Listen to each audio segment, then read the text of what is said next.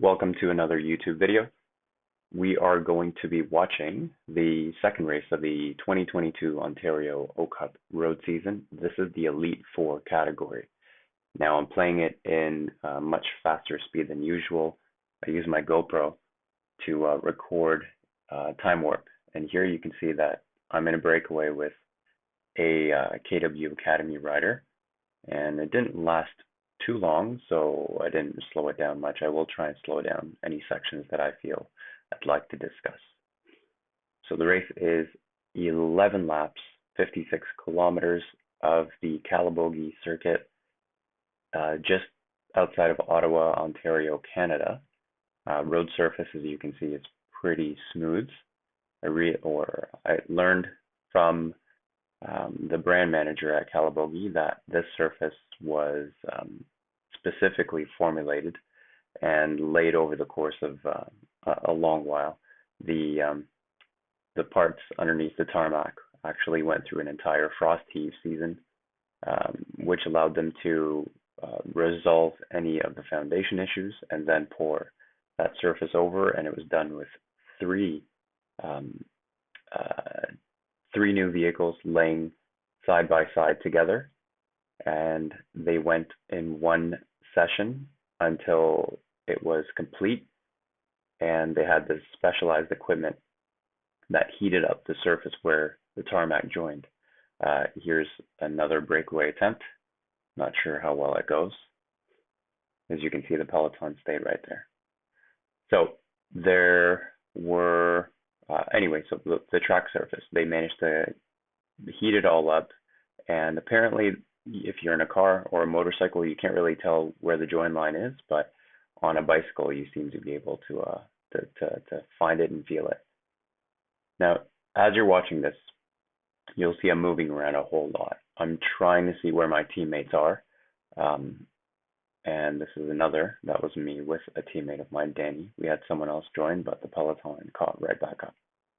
So I'm moving around a lot just to try and see where everybody is, but also trying to understand who in the E4 was active, who wasn't, who was feeling good, who might not have been, that sort of stuff.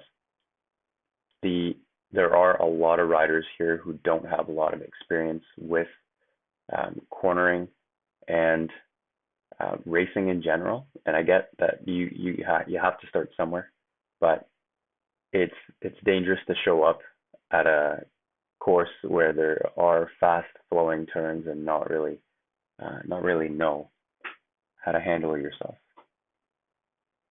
We are about to come up to this is lap 4, and we're about to come up to the incident that happened during lap 4, and I don't have an understanding of what actually caused the issue, but a lot of riders went down, including 2 of my teammates, one who ended up at the hospital and had to get stitched up and cleaned up. I'm going to pause the video here. Okay, I figured out where it happened, so I've cut the video into separate sections, and you can see here we're all slowing down, and that's about where that's the crash right there. A few of us managed to escape it, and at this point it was we had a group up ahead that if you were caught up in the back of the crash or behind the crash, you had to try and chase back on. So this is me doing what I can to catch back on to the main group, and I do get them right about the end of the straight here, along with everyone else that made some heroic attempts here to get right back on with the rest of them.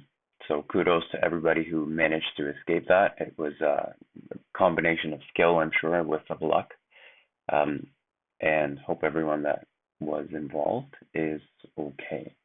I do know that anyone from the UNC team they're bandaged up and a bit bruised, but hopefully they're okay. Bikes are okay. Now, race continues on. There happen to be a few more attacks, and we do get past. Here's us getting past the women's, and at some point we passed the Masters 3 men as well. And the final lap of our race was not without issue, and what ended up happening was we passed the Masters 3, but it looked like they had a breakaway situation which the Peloton was trying to chase down, and they ended up coming past us as well. But you'll see on the final lap that when they do pass us, they don't do it as a group. They string it out, and as soon as they get around us, not sure if it was tactics, not sure if it was just too much energy spent. The average speed for our race was just over 42 kilometers an hour, so not nothing. I'm not going to say it's Tour de France or any sort of elite level racing, but definitely did require some energy to get past us. And they ended up just sitting up, which backed us up on our final lap. And I spent a lot of that lap just coasting. Don't have a front camera to show you, but there are some other videos that sort of that will show how many riders there were combined. If you think about what you see behind you here, now add to that about two-thirds the number of bodies, and you end up with over 50 riders going into the last few corners together.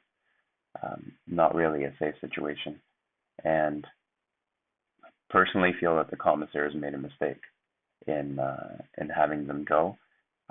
They could have added a lap for us, for them. They could have taken a lap away.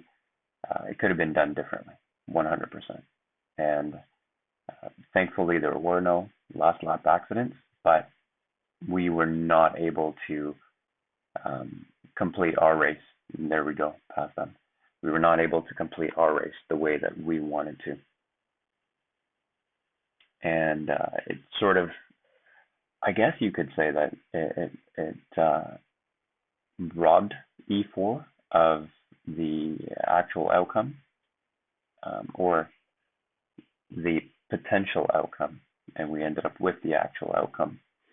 Now, it would have been pretty fun. There were a lot of good riders that were, I think, setting up for something, and it really would have been interesting. So, unfortunately, it played out how it played out. I am going to wrap up my dialogue. I don't really have much else to say. Good day for myself. Felt strong on the bike. Good day for some of my teammates. And here come the M3, and you can see they string it out, and they actually hug us as they get past us. It was ridiculous. Anyway, wrap this up now. If you were there, hope you enjoyed it. And if you weren't, give it a shot. Just watch out for various skill levels.